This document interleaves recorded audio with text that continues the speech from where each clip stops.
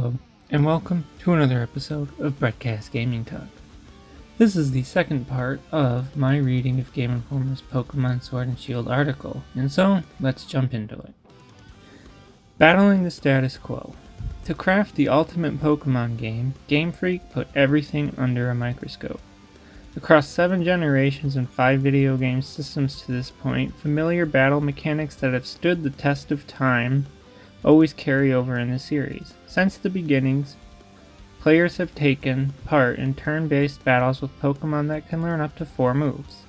Despite that basic formula remaining firmly in place over the years, Game Freak has explored ways to change it up. I think with the Pokemon games, you're taking the elements that existed before and add onto them with every game. But we don't just take the elements for granted, says planning director Kazumasa Iwao. Each time we make a new game, we review what's there and make sure they make sense for the project and that we're confident we can make them fun for the next game.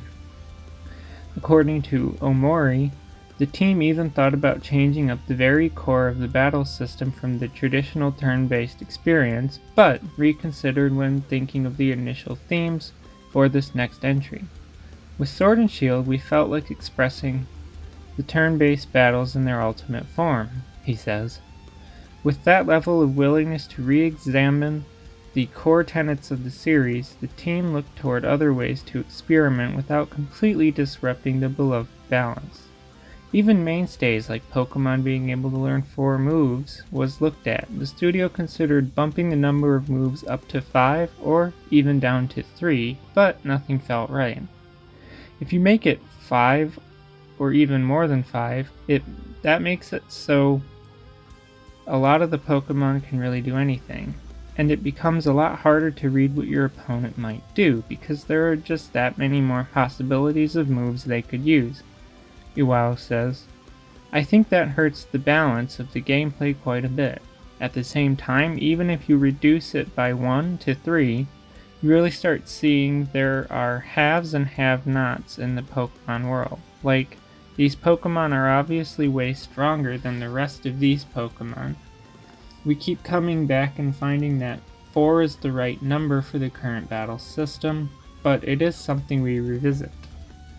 One recent example of Game Freak changing things up with the series prior to this generation is how Pokemon Sun and Moon did away with hidden machines, or HMs. This convention, which was in place since Pokemon Red and Blue, allowed players to teach moves that Pokemon can use both in and out of battle. They acted as keys of sorts, allowing players to access new areas once they obtained the right HM and corresponding gym badge to allow them to use the ability outside of battle. In Pokemon Sun and Moon, those HMs were replaced with Ride Pokemon. The team wanted to give players a higher degree of freedom in Sword and Shield, and as such, didn't feel the concept of HMs fit into the themes of the new game. While that modernization is carried over from Sun and Moon, several new elements are being introduced into Sword and Shield that differentiate it from past games. The EXP share item, which spreads experience points learned to all Pokemon in your party, is no more. Instead, Sword and Shield automatically spreads out the experience without an item. In perhaps the biggest modernization to the core elements of the Pokemon franchise, the new game now auto-saves. In past mainline Pokemon games, you had to remember to stop and save occasionally or run the risk of losing substantial progress if you turned off the system or your batteries died. With Sword and Shield, players benefit from an autosave functionality that seamlessly records your progress in the background as you go. However, for those who want a more traditional Pokemon experience of stopping the action to manually save, you can turn this feature off. I imagine that will be a popular option when it comes to facing off against legendary Pokemon. Competitive players also have a new way to fill their parties, as a new backend parameter helps players use the Pokemon they catch from the outset of play in competitive battles.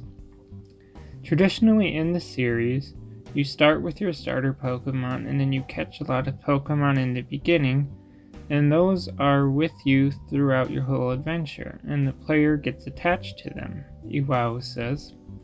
But a lot of times, they get into competitive battles and they can't actually use those Pokemon, or they're not competitive, so they have to go out and find the exact right Pokemon or breed them in a certain way to make sure they're viable in competitive battles.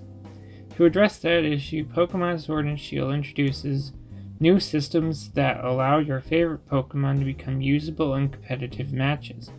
While Game Freak won't elaborate too much, Iwao says players will know it when they see it. In previous games, you could have a Pokemon with all the right stats, but a personality that makes it a bad choice for competitive, meaning it wasn't the best choice in high-level matches. With Pokemon Sword and Shield, players can still breed to try to obtain the perfect specimen, but they also have ways to circumvent that problem. We're doing a lot of stuff in the back end, introducing systems that allow players to make sure that Pokemon they want to use in competitive battles are viable, Iwao says. These changes are just the start of what sets Pokemon Sword and Shield apart from prior Pokemon games. But before the team could really fit the pieces together, it needed to decide where it would take place. And that is the end of part 2. That's all I have to say, so thanks for listening and goodbye.